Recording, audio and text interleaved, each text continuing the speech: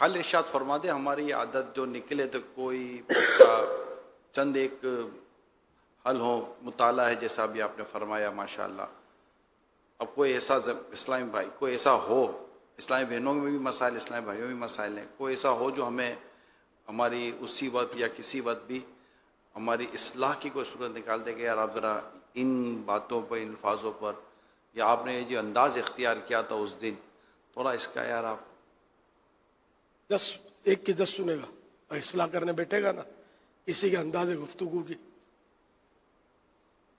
مصلح جو ہے نا اس کی اصلاح ہو جائے گی. حالات بہت ہی خراب ہے، بہت خراب ہے. یعنی کہ وہ ہر وقت منہ چڑھا رہتا ہے، منہ ڈھاف رہتا ہے آدمی کا.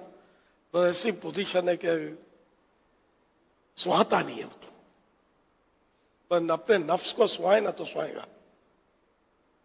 اچھا لگے گا. طلباء کرام ہیں جیسے یہ شرافت سے بیٹھے ہیں ماشاء اللہ، اتنے سارے بیٹھے ہیں. ہٹا لو اسکرین، کر دو مدنی مذاکرہ ختم، دے دو جانے کی اجازت. پھر یہ میں ایک جنرل بات کرتا ہوں، یہ سب سمجھتے ہوں گے کہ ہم کیسے ہیں، کیسے ڈھائے بن کے بیٹھے ہوئے. اور درجے میں اگر استاد آگے پیچھے ہو تو پھر مچھی مارکیٹ ہے یا سبزی مارکیٹ ہے، یہ طے کرنا تھوڑا مشکل ہو جاتا ہوگا. تو ہر طرف معاملہ جو ہے نا پیچیدہ ہے. لیکن خیر ان میں بھی شرفا بھی ہوتے ہیں. تو استاد بھی بعض اوقات باپ کا باپ ہوتا ہے، یہ بھی ترم خان ہوتا ہے. جس انداز سے طلباء کرام سے وہ جب گھومتی ہے استاد صاحب کی، ہر وقت نہیں، بیٹے بیٹے کر کے بھی بات کرے گا. اور جب یہ بیٹے نے کچھ گڑبڑ کی تو پھر جو بیٹا کا اور باپ کا، اس طرح ماں کا، بیٹی کا، باپ کا، ساس کا، بہو کا، باپ بیٹے کا، 2 بھائیوں کا معاملہ جو ہے ہر جگہ مطلب میدان جنگ لگا ہوا ہے. زبان جو ہے نا تلوار سے زیادہ تیز ہے، کاٹ کرتی رہتی ہے.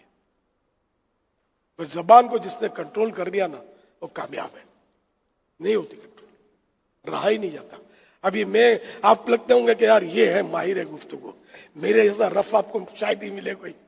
جب آپ قریب آؤ گے تو پتا چلے گا نا، جب واسطہ پڑے گا، جب میری گھومے گی تو آپ کو پتا چلے گا میں کیسا ہوں. تو گواہی کسی کی دینی ہی نہیں ہے، مجھے بھی بولنا آتا ہے.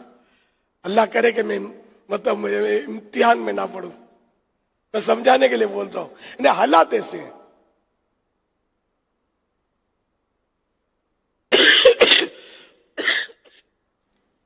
اللہ کریم اس نے اخلاق نصیب کرے ہم سب کو.